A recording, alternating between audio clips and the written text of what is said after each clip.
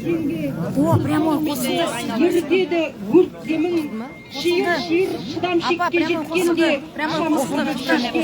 серпедің, сен жылайсың әрбір күннен зәрішіп, жұрттың жайы, сендік жастың себебі, ел қағының қолын алған қарысып, билік неге кетеді. Жаңөзенім, батыр көзің, бай дөзің, талайлардың дорбасынан нан салған, мұңлықта сен күл жайнап қай кезің, ішіндегі бүрін жармай қаншарман, қарнатқандар саған қарай шұбырар, аш қазаққа өзің болдың басқалқа, қорыққандар қойнына кеп тығылар, сен түзесің бір жанардан ұстамса, қаралшын менің өлшенбейді дәрежем, биыл емес, сен бұрыннан барыстың, мен білетін бүйірдегі Жаңаөзен астанасы, әділдіктің, намыстың. Аман болыңыздар, мен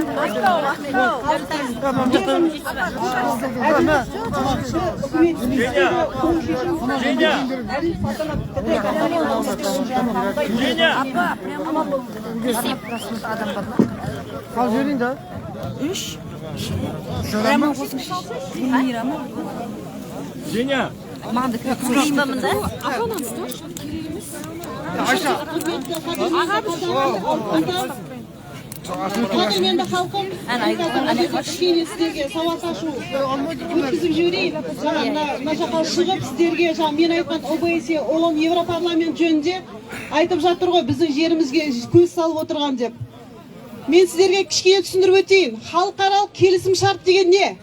Көптеген халық өзінің құқығын білмейді. Соның септігінен біздер митингке шығу ойбай қорқынышты деп жатамыз. Жоқ. Конституциялық құқығымыз 32-ші бап бойынша бізге рұқсат етілген. Ал барлық заңнан биік біздің конституциямыз, яғни ата заң. Түсініңіздер ғой. Ал ата заңнан ең жоғары заң ол халықаралық келісім шарт. Естеріңізде болсын. Қазақстан халықаралық келісім шартқа қол қойған. Ол не үшін? Яғни Қазақстанда шығып жатқан қазба байлықтардың барлығы шетелге через биржа, через аукцион арқылы сатылады. Ол базарға шығарып картошка сатқандай емес. Сондықтан, егер ол келісім шарттың негізгі шарты былай, демократиялық елдерге, яғни Евросоюздың құрамында солар мынадай келісім шарт қойған. Сіздер еліңізде барлық адам құқығы ең басты орында болсын деген. Түсініңіздер ғой. Адам құқығы. Сол жерде адам құқығының ішіне не кіреді? Яғни бейбіт шерулерге шығу, өз ойын ашық айту, сөз бостандығы болу керек. Еркін сайлау, халық сайлауы болу керек. Яғни осы 30 жыл режим ішінде бізде оның барлығын шектеп тастаған. Түсініңіздер ғой. Біздер не үшін Европарламент ООН-ға жүгінеміз? Біздің құқығымызды Қазақстанда шектеліп жатса, тапталып жатса, біздер Қазақстан үкіметінен ешқандай қорғаныс таба алмасақ, Европарламентке жүгінуімізге болады, айтуымызға болады. Түсініңіздер ғой. Мен 2018 жылы сотталдым. 179 баппен соттады, үкіметті күштеп құлатпақшы болды деп. Сол уақытта менің сотыма өздеріңіз куә болған шығарсыздар, ютубтан көрдіңіздер. Кенжалиев Малик Сабитович сот орнынан ұшып кетті. Соңында билік аяқ тартуға тура келді. Өйткені резолюция Европарламент тарапынан Қазақстанға қарарға ілінді. Ол үкіметке шарт қойды. Жалғыз мен ғана емес, көптеген саяси белсенділер болды. Соның ішінде менің жолдасым болды. Ол түрмеде болды. Менің үстімнен іс жүріп жатты. Енді қараңыздар, не үшін біздер Европарламентке жүгінеміз? Жаңа айтып жатыр ғой, Европарламент бізге жамандық алып келеді. Жоқ, олай емес. Олар Қазақстанның жеріне қарап тұрған жоқ. Бізде олар Қазақстанда шаруасы жоқ. Егер біз мына жақтан халық болып айтып отырсақ, біздің құқығымыз тапталды. Мынау диктатор режим біздің құқығымыз таптап жатыр десек, олар деген сразу тыңдайды бізді. Резолюция шыққан содан, түсініңіздер ғой. Біздің жерімізге көз салып отырған Ресей мен Қытай, ал біздің үкімет солармен ауыз жаласып отыр. Өздеріңіз біліп отырсыздар. Иә. Біздің Маңғыстаудың көптеген мекемелерінің акцияларын Қытай жайлап отыр. Өтірік па? Кеше Қазақстанның данын, халықтың данын, Еговтың барлығын орыстарға берді. Дұрыс па? Ал не үшін береді? Қазақстан үкіметі не үшін өзінің халқының құқын қорламай, наоборот, қорғамайды? Айтыңыздаршы. Өйткені біздерге түкіргені бар. Потому что вы долго молчали, сіздер үнсіз қалдыңдар.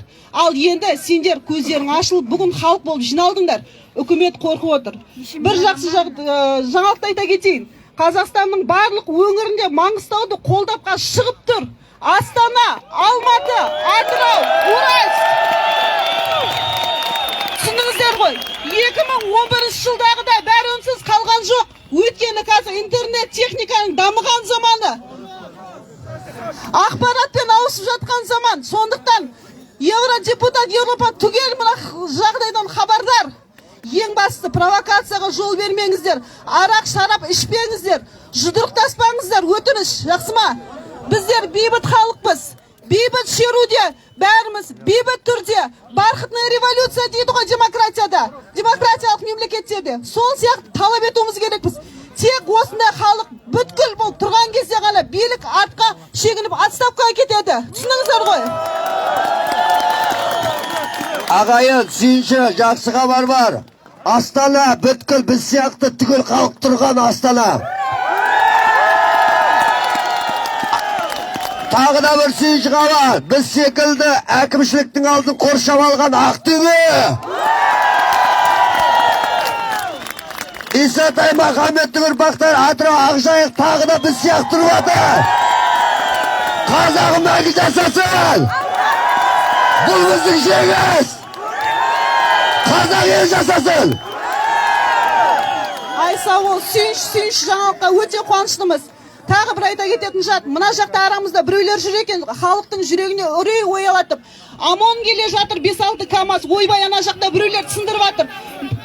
Мен жаңа сөйлестім, ешқандай ондай жоқ. Халыққа тек үрей туғызу дейді, түсініңіздер ғой. Мына халықты разгон жасай алмайды халқым. Тұрамыз, я, до конца тұрамыз. Я.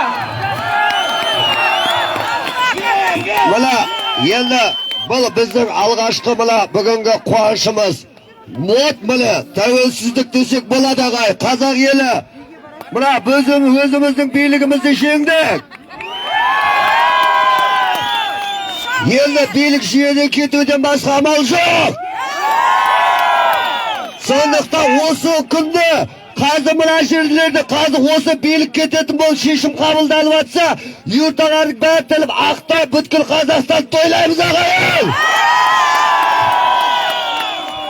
Соса жігіттер, менің лишний өтінішім, бір азамат, нағыз азамат жігіттер құрсын. Осы жерде ақша жинап жатқан жігіттер бар, болса бір 2 пачка, 3 пачка темекі әкеліп берші, өлдік біз біздің жерде.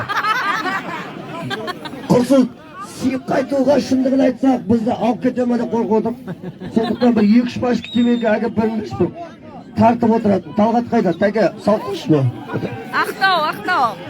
Сондықтан мына, рахмет бауырлар, рахмет, болды мына, азамат жігіттер мына. Рахмет жігіттер, рахмет, адышы. Кеттік ау, жеңісіміз құтты болсын! Әнірау!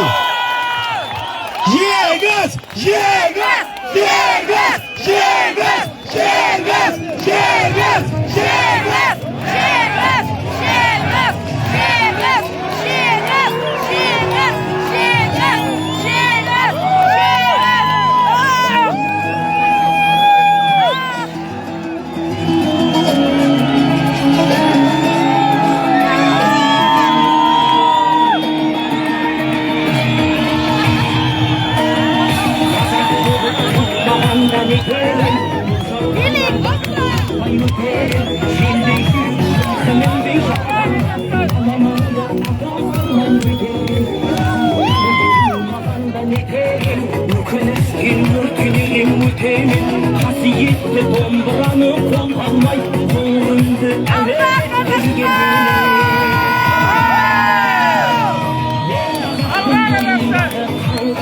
Ben Kazak'ım, ben Şırkaydım en Kazak Bir Kazak'ın bakıtı ben bağına Barışanım ben tuman sekin var Kazak Ben Kazak'ım, türüm Kazak, sen Kazak Ben Kazak'ım, ben aytakım, şır Kazak Suyum olsun, gülüm olsun Kazak Sürüngende, gülüngende bir Kazak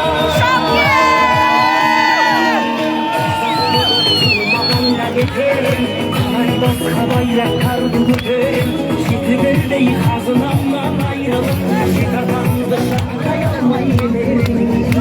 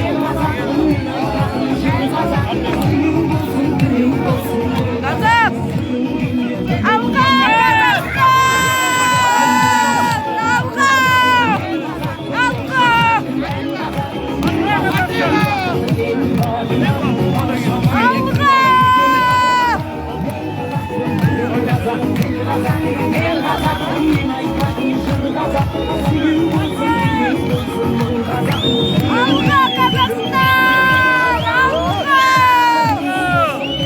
Alga! Жеңіс біздікі! Всем привет! Ағайын, тағы да айтайын. До конца тұрамыз, ағайын. Біздерге ақпарат шын ба, өтірік па, Ақтөбелік тумаластар болса, Ақтөбенің азаматтарына звондап, әкімшілікті алдық деді олар. Шын өтірігін сұрар. Астананың жігіттер түгел тұрдық деді. Түгел сұрар, қазақ ағайын, шығыңдар, сияз бар, шығыңдар, жан-жаққа. Сосын мына еркінсіп кетпейік.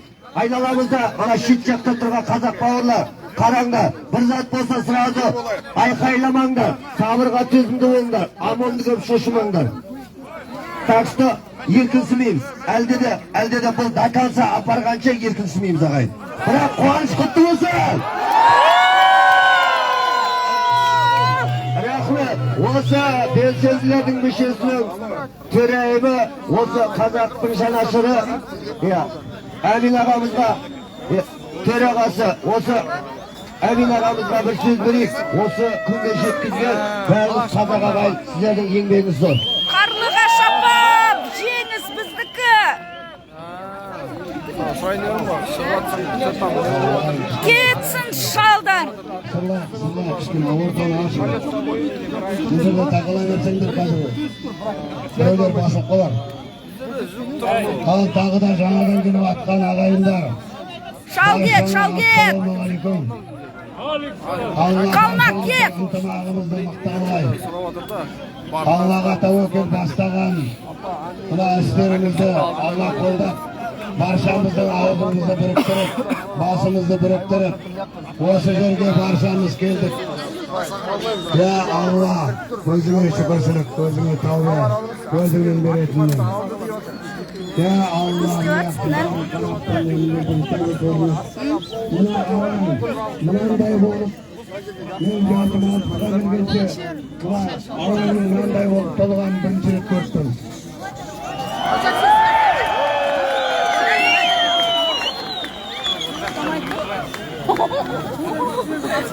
Менікі, өзгеше болды. Адам қарап Сондықтан, ал енді ағайындар, бәріміз ауызбіршілікпен жаңа естіп атқан барлық жеңістер, ол сіздердің жеңістері. Сендер бәрі өстіп жиналғанның арқасында міне келді. Енді, қазір ендігі біздің талаптарымыз жаңа айтқан уақыт болды ма, сағат неше болды? 11-де Елшібек Ержанға келу керек. Сағат 11-де Елшібек Ержан келмесе, акимат төбелессіз, дымда қылмай, аккуратны бірінші мен бастап кірем, оның алдыма ешкім түспейсіңдер. Дұрыс. Және бәріңді, Қарлыға шапа, жеңіс бәріңді біздікі! менің артымнан 5 қадам артыға кейін жүресіңдер. Сен алға түскендердің барлығы провокатор. Дұрыс. Бәрің аккуратны жүретін боласыңдар, сыймағандарың есік алдында қаласыңдар, алаңды босатпайсыңдар, алаң қалатын болады. Алаңда адам тұратын болады. Енді біздің қоятын талаптарымыз Ержан Елшібеков келу керек сағат 11-де. Содан кейін Алға Қазақстан, алға! мына шетелде жүрген біздердің осындай болып жиналуымызды қанша жылдан бері тілеп жүрген, осы біздер үшін қаншама жылдан бері еңбек мүмкін жақсы білетін адамдар бар ол кісілерде. Сен маған дезинформация жүйіп атқан ақылдасып сөйлесуге